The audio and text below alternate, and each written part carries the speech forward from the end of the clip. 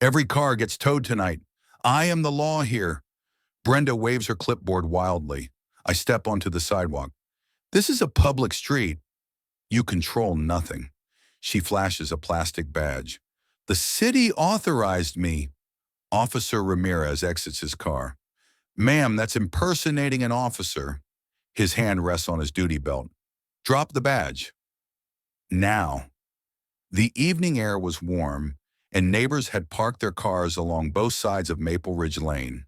Families had gathered for a weekend barbecue at the Parker's house, and the street was lined with everything from sedans to pickup trucks. Kids played tag under the glow of porch lights, their laughter echoing down the block. But then the tranquility cracked. Brenda Calloway, the HOA president with her ever-present clipboard, marched down the street with a glare sharp enough to cut glass. You all need to move your cars immediately, Brenda shouted, her voice ringing out. Every last one of them is being towed in the next 15 minutes. This is my authority as the president of the HOA. I exchanged glances with my neighbor Chris, who was leaning on his truck's tailgate. Here we go again, he muttered. Brenda, come on, I called back, stepping forward. It's the weekend. Everyone's parked legally. There's no violation here. Brenda jabbed her pen at me like a weapon. Don't lecture me. As president, I have the power to enforce parking laws. This street is under my control, and I won't have it cluttered with junk vehicles. Tow trucks are on the way. Actually, Chris said, folding his arms, this is a public road. You don't control it. Brenda's eyes narrowed into slits. I've spoken with the city. They've authorized me to act. So unless you want to pay hundreds in impound fees, I suggest you move your cars. Gasps spread through the crowd. Parents pulled kids back toward porches. My wife, Emma, tugged at my sleeve. She can't be serious, she whispered. She's bluffing, I said, though a knot of unease formed in my stomach. Then Brenda upped the ante. She yanked a badge-shaped object from her pocket, held it high, and barked, This is an official order. I am authorized to enforce city code. Non-compliance will result in penalties. I froze. The neighbors stared. Did she just flash a badge? Someone whispered. That's not real, Chris said, stepping closer. That's impersonation. Stay back, Brenda barked, her voice trembling but fierce. I am an officer of the law in this matter. You're not a cop, Brenda, I snapped. You're an HOA president with a clipboard. Before Brenda could respond, headlights swept down the street. 2 police cruisers rolled in, red and blue lights spinning across the row of cars. The murmurs rose to a nervous hum. Brenda straightened, plastering on a smug grin. Finally, she announced, the authorities are here to support me. But when the officers stepped out, their expressions weren't warm. Officer Ramirez, tall with a commanding presence, walked up first. Evening, folks, he said calmly. We got multiple calls about someone threatening to tow vehicles and impersonating law enforcement. What's going on here? Brenda puffed up, striding toward him. Officer, thank you for coming. As HOA president, I have jurisdiction here. These vehicles are in violation, and I was exercising my authority. I've already arranged for towing.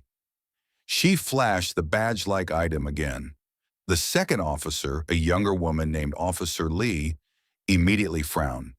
Ma'am, can you hand me that badge? Brenda hesitated, then reluctantly handed it over. Lee turned it in her hands, then raised an eyebrow. This is a novelty badge. It says neighborhood security. It's not issued by any department. Murmurs rippled through the neighbors. Officer Ramirez's tone hardened. Ma'am, are you claiming to be a law enforcement officer? I was enforcing the rules, Brenda stammered. Someone has to keep order around here. These people don't respect regulations. That's not your call, Ramirez said firmly. And when you wave around a badge and claim to be an officer, that's impersonation, which is a crime. Brenda's face drained of color. No, you don't understand. I was just trying to... Ramirez interrupted. Turn around, ma'am. Hands behind your back.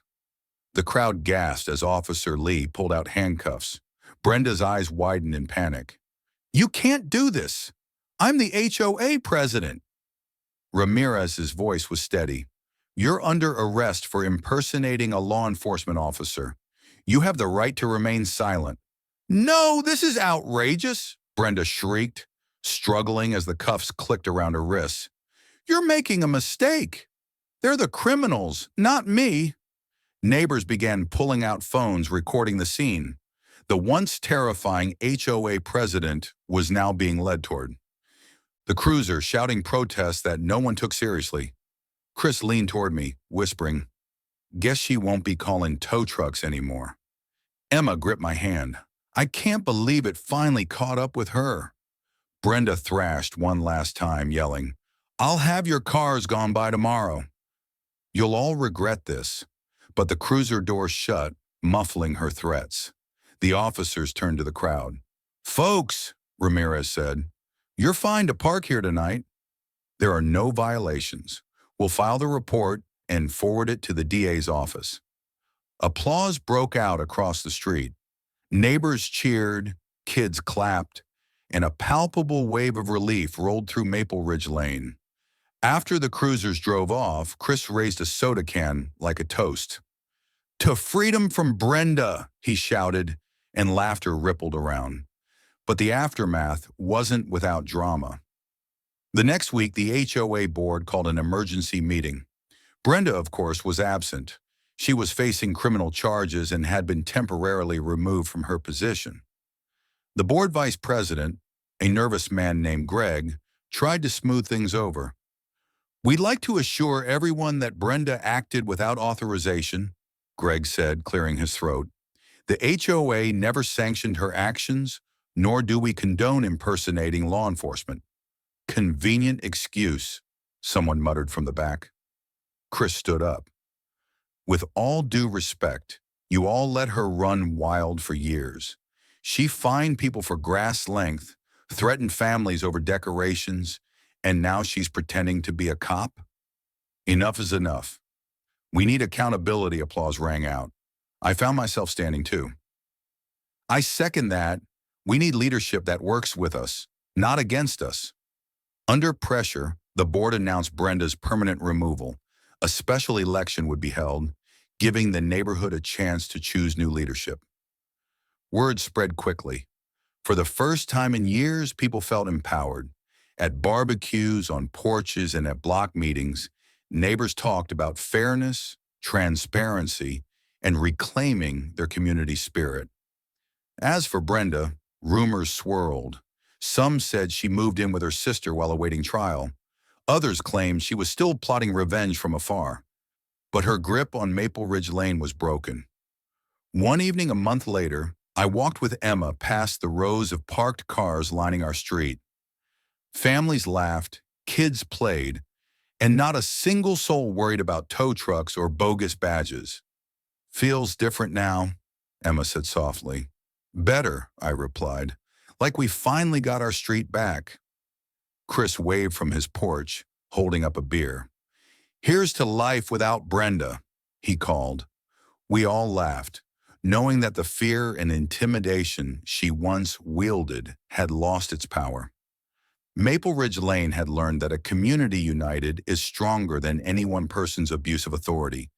And as I watched neighbors enjoy their freedom, I realized this wasn't just about cars or parking spaces. It was about standing up to someone who thought power meant control and proving together that it didn't. If this story moved, you don't forget to like, share, and subscribe for more powerful true stories.